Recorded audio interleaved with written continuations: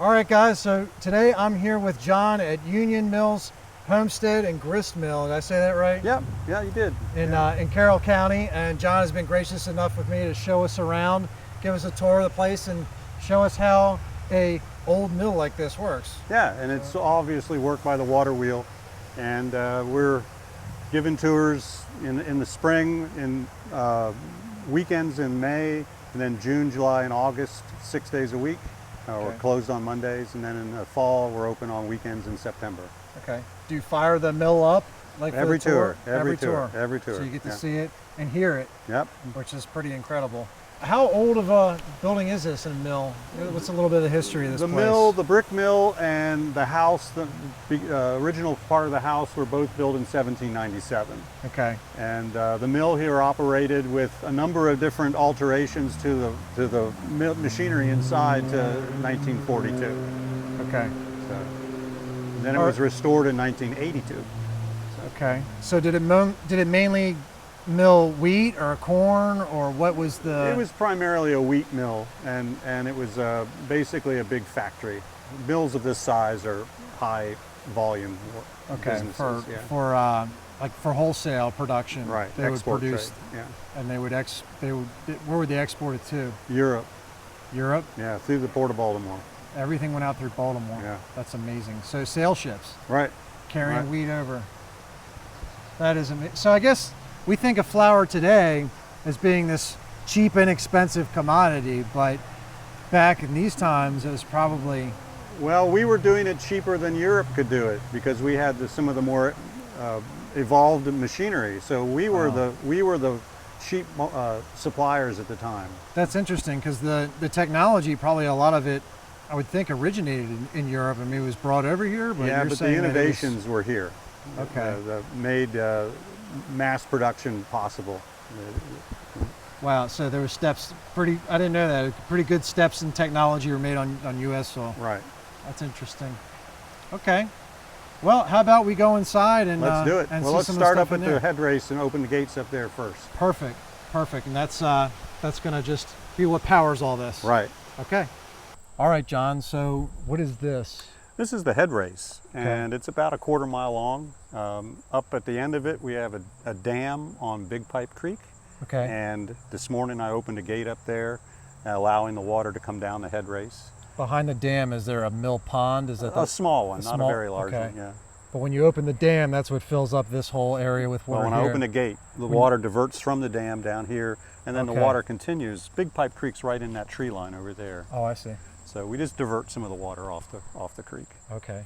And then it sits here, and I guess the water level rises and rises until I can see there's some water marks down here. Yeah, until it becomes level with the back behind the dam, then we're good. Then I'll open up the gates here and get the mill ready to go. Okay. And this race is about a quarter mile? About a quarter mile, yeah. About how long would you say it takes for the water level to rise? About an hour. About an hour, yeah. Okay. Were we about halfway up, you think, right now, or? Oh, we're close.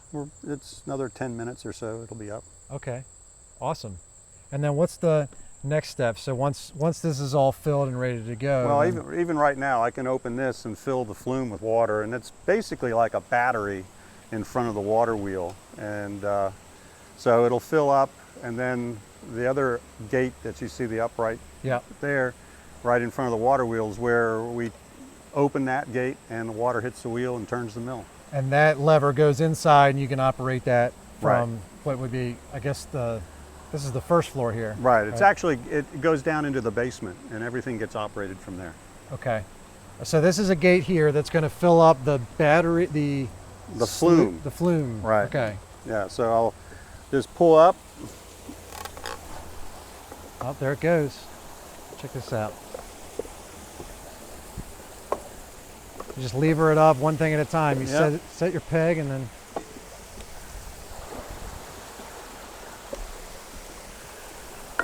Check that out.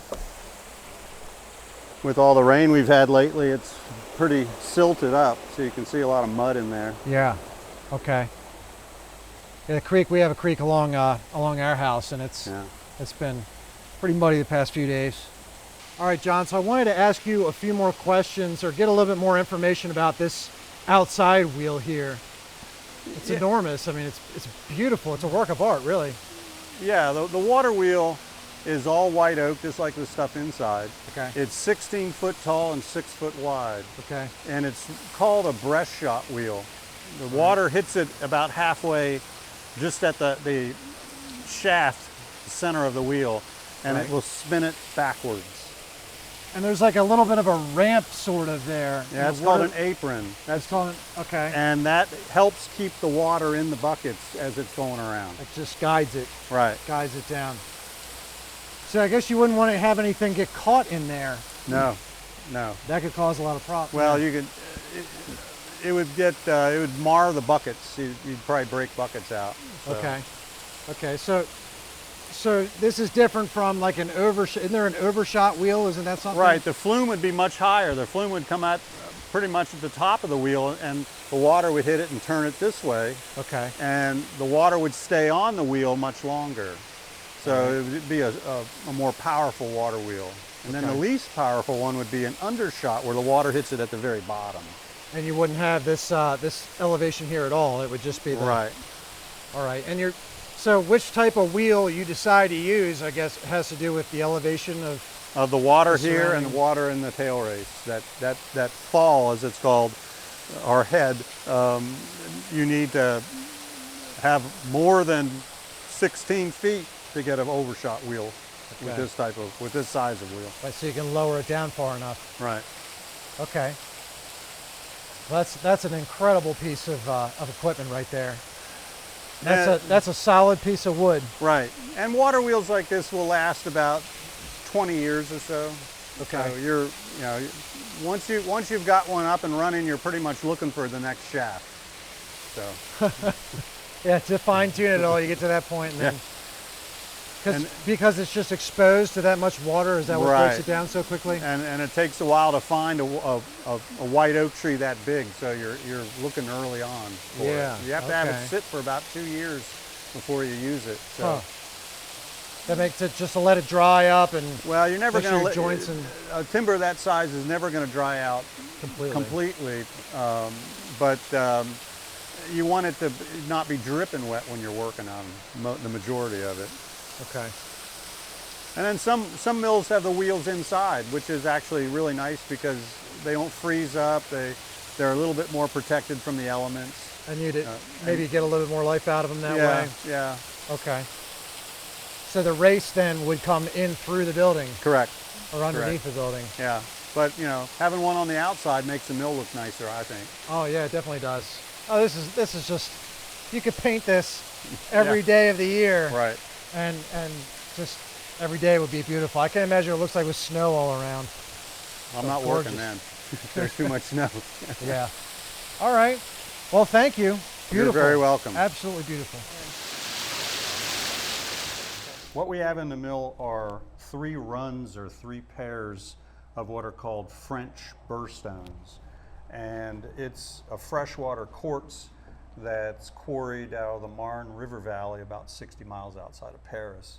And what's nice about these stones is that they're very hard and they're very durable, and they hold up well to the kind of industrial practices that a mill like this would have, making hundreds of pounds of flour. Constantly running and... Right.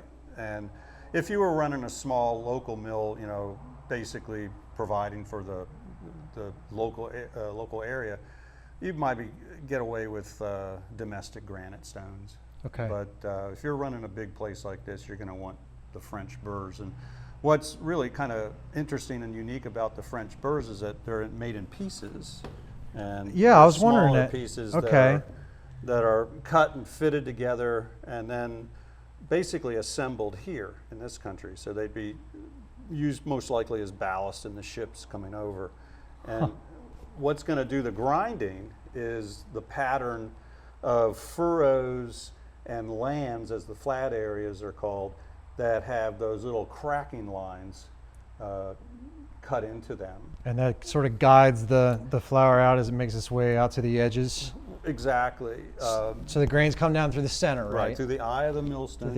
And then as they get sandwiched in between the millstone And the bed stone. and the bed stone, then it just kind of grinds up finer and finer until it gets out to the edge. The really interesting thing is that you really can't see is that the stones are concave, very slightly concave. So when you get them together, there's more space around the eye between the two stones as there are on the outside edges. So wherever I adjust the height of the top stone by raising and lowering the spindle here, I can go with a finer grind or a coarser grind, but the two stones never touch one another. So well, as long as you have grain in there. right, and you don't drop the stone on top of it. But you're always, you know, it's bad to run the stones against each other. Yeah, you could probably, if they're quartz, right? Did you say some kind of quartz? Yeah, so freshwater quartz. Do they spark?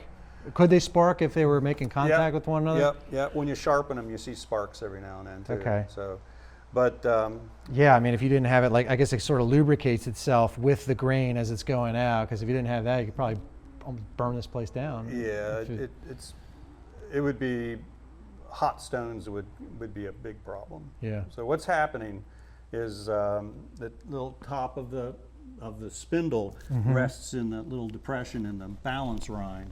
Okay. So it's what's keeping it off the ground, basically, or off the bedstone. I see. And this piece here called a driver slips into this slot here. Okay. So when we turn the water on and the gears start to move, that's going to turn and then in turn turn the millstone. Okay. So does most of the wear take place around the outer edge then?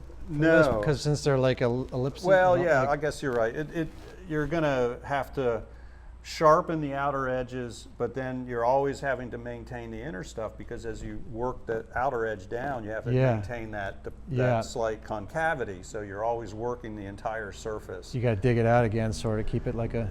Yeah, that makes sense. It's in a mill that was working constantly, you're sharpening one pair of stones every month. So in a three run stone mill like this one, you're basically have one stone up all the time. Now when it comes to sharpening these stones, is that something that the miller would do, or would there be like a specialist that kind of goes it would town be to a town? Stone dresser that quite often is itinerant. Okay. And you know, you're using picks like these here on the center stone. That's what you use to sharpen them? Yep. Yeah. So it's not you got to be very accurate with. Yeah. I would think a chisel would be easier to kind of line up and make sure you're on target, but they just like any trade in the time. Yeah. Or even today, you know, you're going to spend a lot of time as an apprentice to learn. And your name, I guess, is probably pretty important, because you're not going to just want to trust anybody to come into your mill and start hacking at your millstone. There are actually ways to check a guy if he claimed he was a stone dresser and you didn't know it. These older picks have just a steel edge. Okay. And they're going to shatter the edge a little bit when you're using it, and you'd end up with little bits of steel in the backs of your hands. So if you looked at the guy's hands when he came into the mill, you saw how much metal he had, and then you'd trust him. It doesn't happen today typically, because we're working with modern stone dressing tools that have carbide tips. Okay. That pretty much have eliminated that. But there is a few people in the country today that are still out there dressing stones. All right, so the patterns that are in the stone that are cut into there, are they different depending on like what type of stone it is, or where the mill is in the country, or in the world? Or it would really be more a difference in what kind of grain you're consistently grinding on the stone, and what time period. They change through history. Ancient stones quite often have a curved furrow pattern. Like a spiral. Yeah, almost. yeah. Okay. And this quarter dress, as it's called, is pretty standard for colonial period in this country. The big difference you're going to find is that this stone here will turn clockwise, where that stone there will turn counterclockwise, just because of the way the gearing is set up in the basement. And so they're opposite one another. Yeah. You don't want the grain to come back up out the eye. Yeah. You know, you want it to go out with centrifugal force. So on this one, the runner stone, goes in this pattern. Right. So it's going clockwise. Okay. So the grain will feed out the grooves and then get dragged up over the lands and then get sheared apart on those little cracking lines, as they're called. Where does it fall? Where do you collect? I mean, It goes down this little hole in the front. Okay. But again, it's being spread evenly all around the stone, so we have to Yeah. have a way to contain it, Uh-huh. and that's where the stone furniture comes into being. Okay. Over on the far stone, we've got it all set up, ready to go. I see. And that's like a housing that allows it. And as this Exactly. stone spins, it'll probably take some of it with it too. I would Yeah, imagine, or yeah. guide it over that hole. Sometimes you can put little paddles or brushes on the stones, but these stones actually work really good to push it along by themselves, so I don't have any of that. Okay. Now, so because we have 3 stones in this particular mill, would you mill something different on each stone, or is it just a matter of production? Or But potentially you could, but this mill is really designed to be grinding wheat okay, for export trade. And so you would dress them accordingly. When you could grind corn on this wheat stone, and it would be perfectly fine. But you probably had a tiny bit of that kind of business, but most of it was all for export trade. okay, because this mill in particular, it wholesaled out a lot of its product. Right. This wasn't people who were coming from the community to buy the flour. They were Right. they were shipping a lot of this to Baltimore, Right, to be exactly. then sold from there. So when I get the process of getting this one set up, for instance, to run, the first thing after you dress it or clean it or whatever you've done is that we'll pick it up with the stone crane and tip the stone over and then very carefully shift it around and then extremely carefully lower it down Yeah. so that the tip of the spindle rests in that hole in the balance rind. Okay. So the crane, the wooden crane and the screw jack are capable of picking up this, which is about 2,000 pounds. Wow. So it's you wouldn't be doing it in flip flop. That's amazing that came over here. All these came over here on a sail ship Yeah, yeah. from So it's- France. How about that?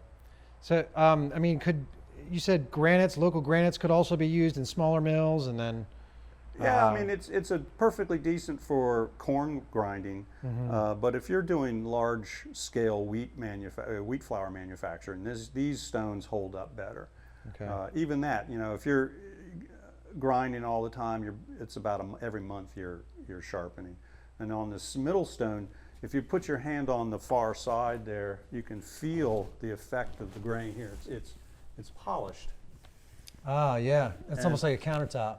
Well, it's Yeah. getting there. Yeah. So, and that's called glazing, and that's it keeps the stones from milling the grain efficiently. So, this will be the next one we sharpen. You can see these cracking lines aren't nearly as defined as on the other stone. You're right. So right. you'll just sit there and tap, tap, tap, tap, tap, reestablish that. The sandpaper has lost its sand, Yeah, I exactly. guess.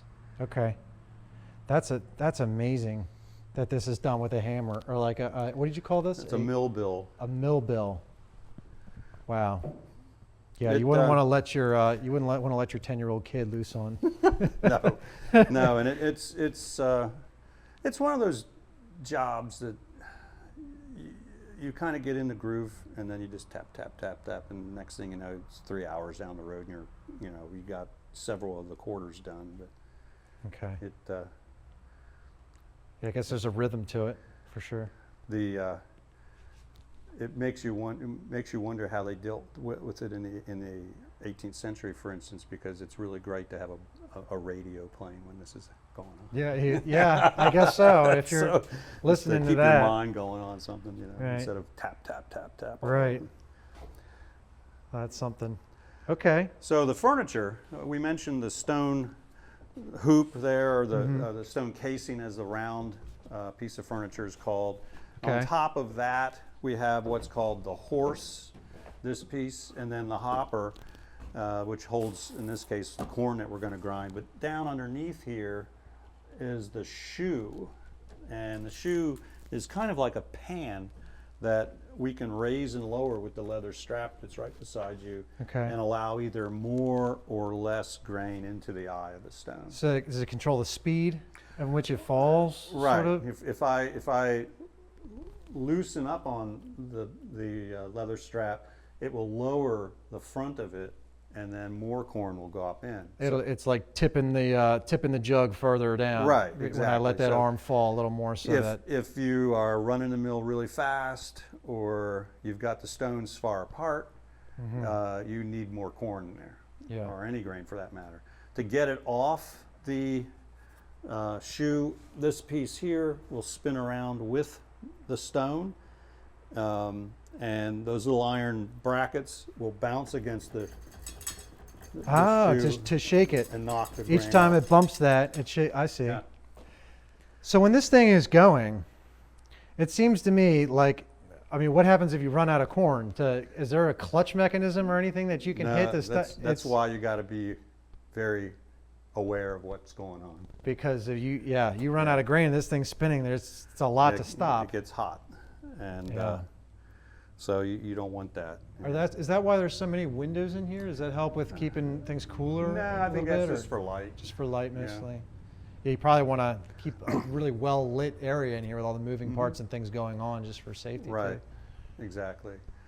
You Now don't the like it- floor we're on, the stone floor, it's actually the top of what we call the husk frame, and the husk frame is, as we'll see in a few minutes, just a big wooden box that's stout enough to hold, tons of stone, but then all the gearing down below. But the unique thing about the husk frame is it's completely independent of the building. It stands on its own. Right, you can see a gap along the wall over here. Right. Is that because it Obviously- shakes? We don't want any of the vibration to affect the walls of the building. Right. So That makes sense. it would not be the best part of your day if the building falls down on you. Okay. It's almost like the engine mount. Like you just want it to be able to Right. have that little bit of wiggle room, Exactly. not exactly. tear apart the structure. That makes a lot of sense.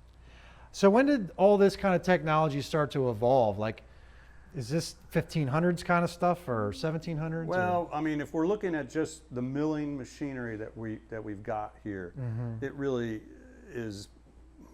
You see the beginnings of it in ancient Roman times. Okay. They are building vertical water wheels and gearing systems and running millstones. So Okay. it doesn't really change all that much. And then you start to see in the 1830s and 40s cast iron coming into the gearing, The iron, yep. and different types of milling equipment a few years later. So it was used to be a lot of wood and cogs and Right. pegs and all that kind of stuff. Right, yeah.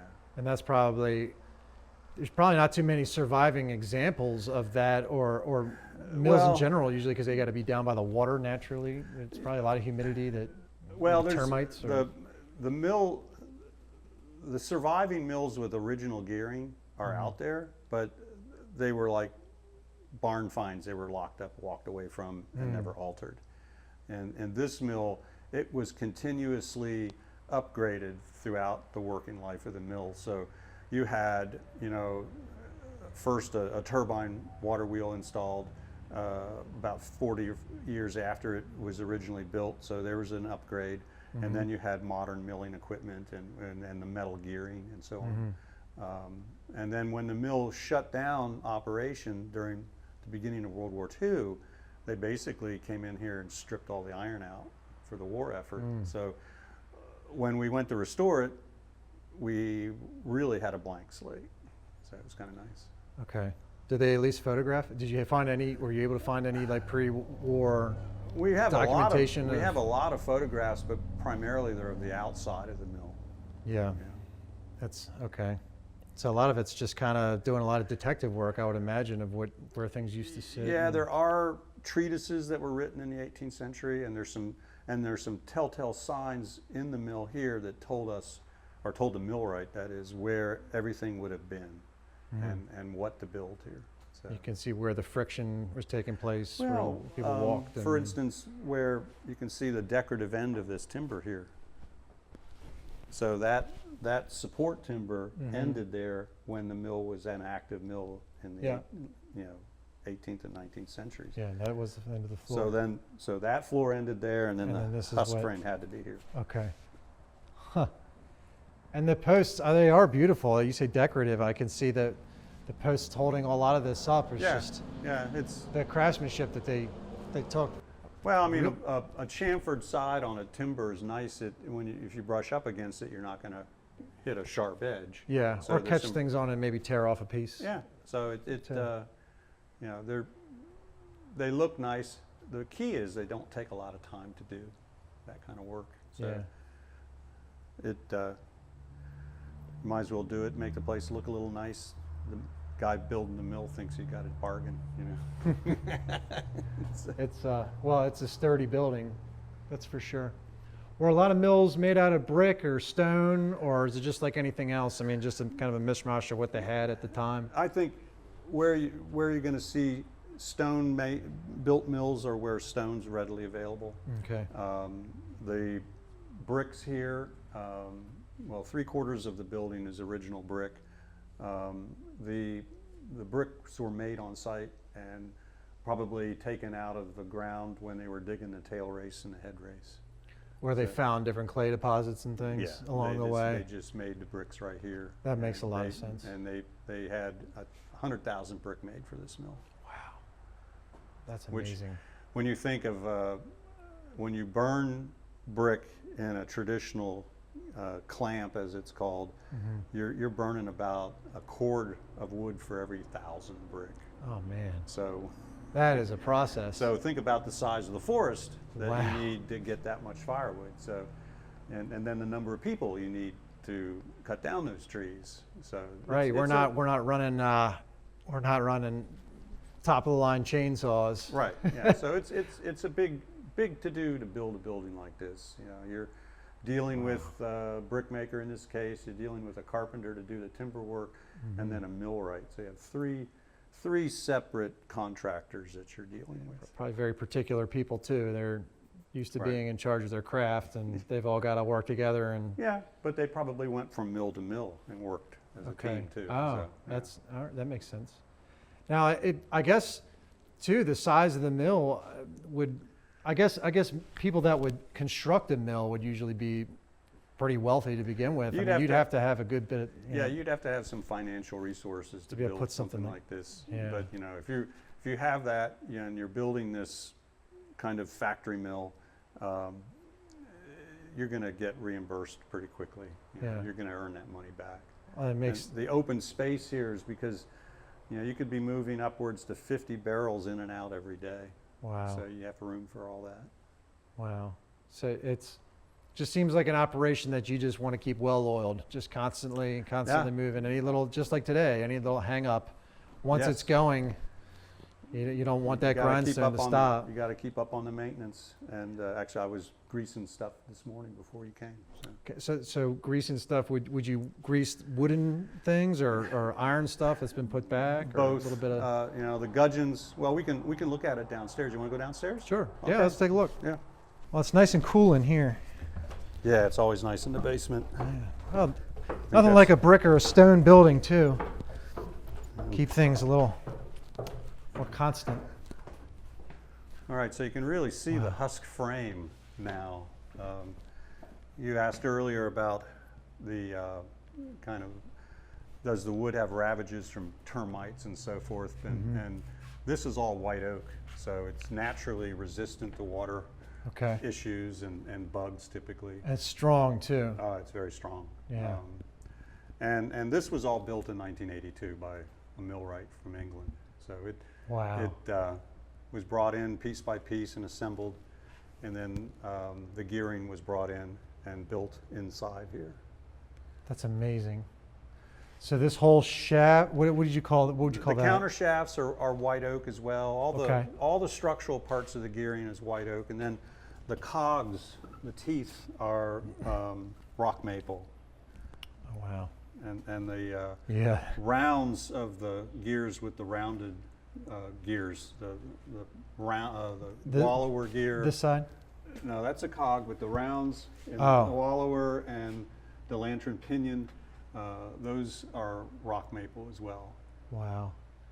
Yeah, that's a substantial piece of wood for being totally dry.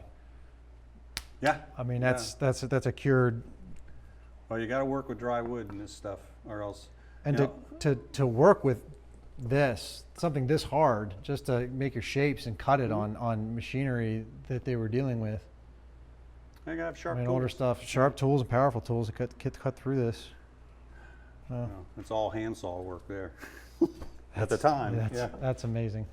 So how this works, I'm sure that's what you want to know, is the water wheel is actually coming in right here. Okay. So this is the shaft of the water wheel. All right. And on the shaft is built what's called the greater face gear. Okay, like a vertical gear? Is that large cogwheel. Uh-huh.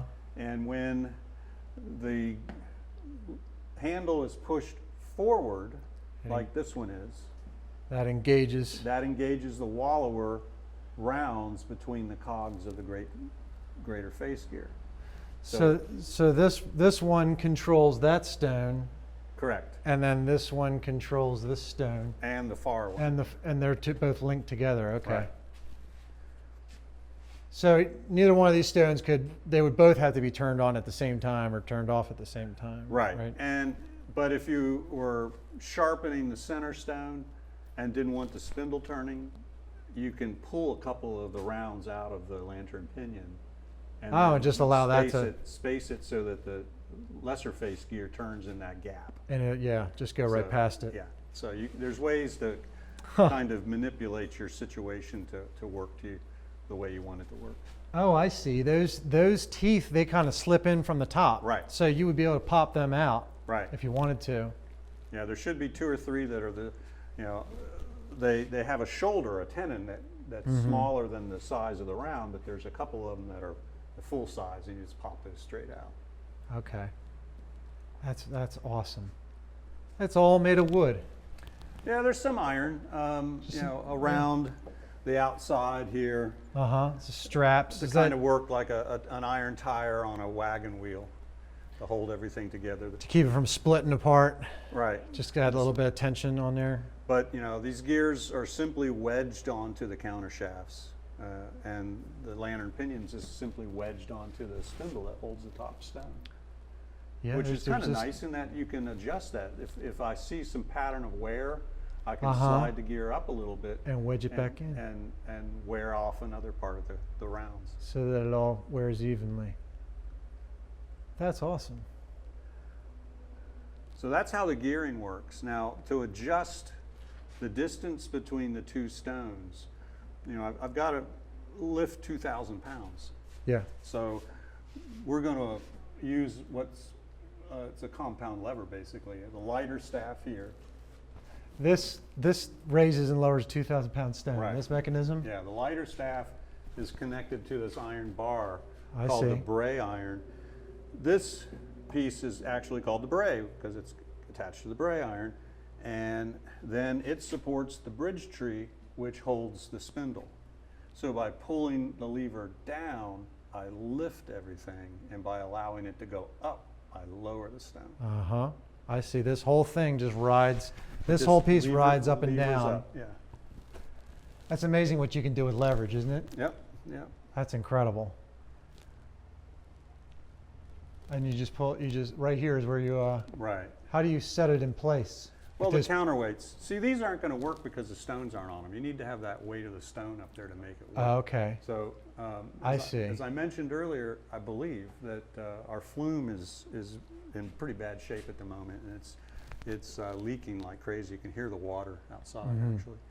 And if I didn't have the lighter staff on this stone all the way up, which means the stone is all the way down, the mill would be running constantly. I couldn't stop it.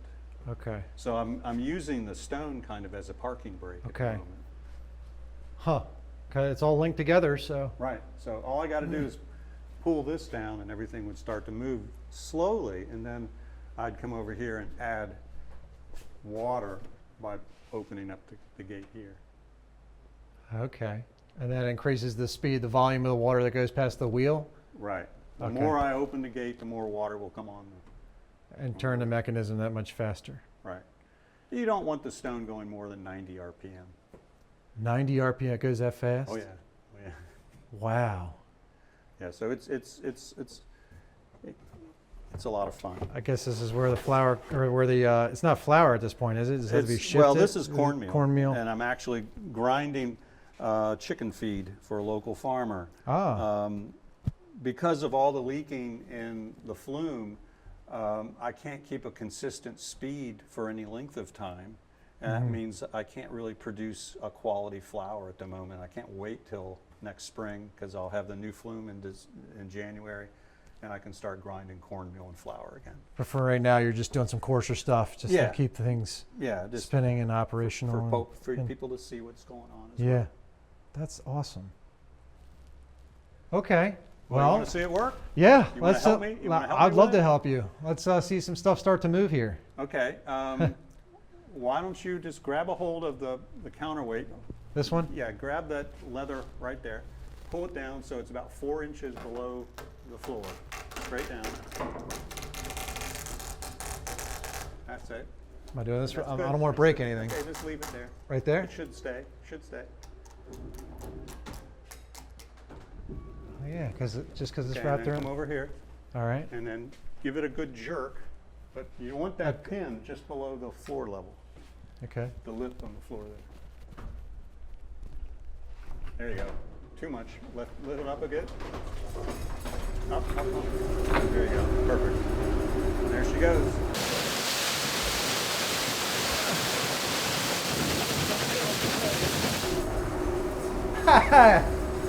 Look at that. Well, that's coming out quick. Do we need to get up there and add more corn? No, it's good for a while? good. Yeah, we're good for a while. Holy cow, look at that.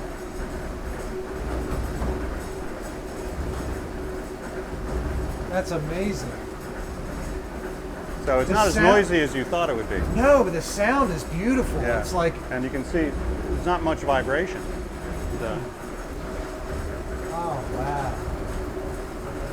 I've never heard anything like that before. you can hear the corn rattling into Yeah. the Yeah, is that the little, damsel. Yeah.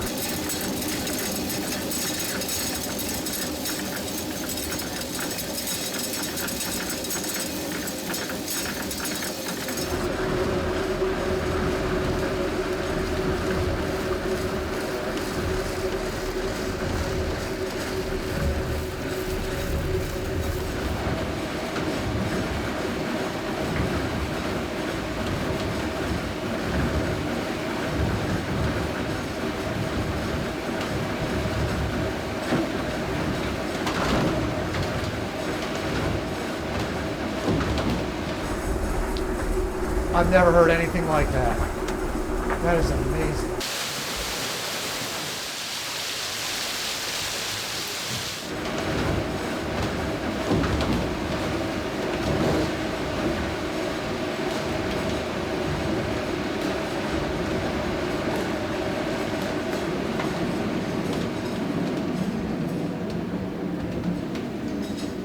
You should make a recording of this and then just like have it for people like to fall asleep to. You know, one of those white noise sounds. Right. That would be an awesome one for that. But there it is. That's It's- amazing. That is exceptional. Oh, it's so It's like simple. being in a big clock. Yeah. Yeah. So it's yeah. Yeah. That's boy, you wouldn't want to fall in there. No, and there are documented, instances of people getting severely injured or even killed in mill accidents. I'll bet. So, and If you're trying to fix something it's not or one of whatever. those jobs that you wear a tie. Yeah. Yeah. Ugh. Oh man, God, that'd be awful. I guess it'd be over quick, Yeah. depending on how you. What a building! This is it's a machine and a building. And it's a work of art, really. It is. Some of the details that most people don't notice. These little plates here are only about 3/8 of an inch thick, and we had to drop this timber down on all 6 vertical uprights. Oh wow! Without cracking those breaking off. them off. So Oh man, how many people did you have for that? just I think there was 3 of us. With ropes and everybody just. Yeah, the big. This was supported by a big chain hoist from above. I guess communication was key. You wouldn't want to have too many people because then you couldn't. Yeah. Okay, that's awesome. That's one hell of a tree. Yeah. The water wheel shaft though takes a bigger tree, and Okay. it's. I think That's you're looking one solid piece of wood. white oak. Yeah. Oh, So you're man. looking at a tree that has to have probably 8-foot circumference for about 24 feet. Wow. And then what it has in it on each end as a bearing is called a winged gudgeon, which this is a small one here, but you can see these are the wings, and then the gudgeon is the bearing part here. So you can see there's a wing and then another one over here. Okay. And it's running in basically a cast iron bearing bottom. Okay.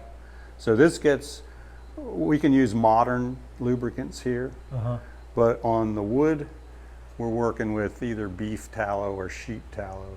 Okay, because it probably soaks into the wood and needs to keep going to some extent, or Yeah, Just the way and it- modern lubricants aren't very good for wood. They soak in and start to have Cause- issues. cause So problem. Okay. Well, I'll just stick with the tried and true when Yep. it comes to. everyone the really everyone old wants parts. us to use bear grease, but sheep are a lot easier to deal with. So, Is that what they use? Bear grease? Is that well, what no, they use? because sheep are easier to deal with. If you get bear grease, I guess, but it's. Oh wow. I'll let you handle the bear.